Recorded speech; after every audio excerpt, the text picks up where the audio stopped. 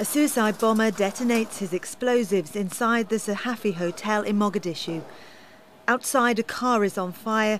It had been packed with explosives and used by gunmen to blast their way into the hotel compound.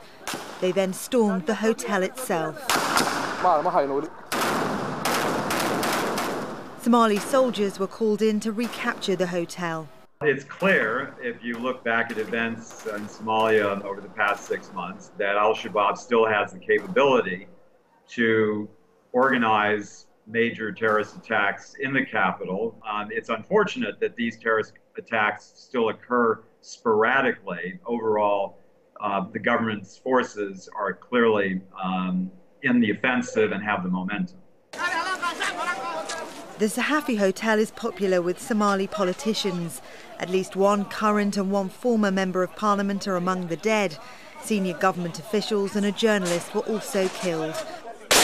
One MP called the attack a very dark day for Somalia.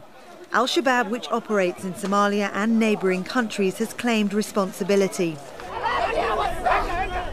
In April, fighters from the group killed 147 people in an attack on Garissa University College in Kenya. And in September 2013, Al-Shabaab fighters stormed the Westgate shopping mall in Nairobi, killing 67 people. Somalia has been devastated by decades of civil unrest. 4 years ago, Somalia's government pushed Al-Shabaab out of major cities, including Mogadishu, with the help of African Union soldiers. But attacks like this show that Somalia's government and its supporters still have much more work to do.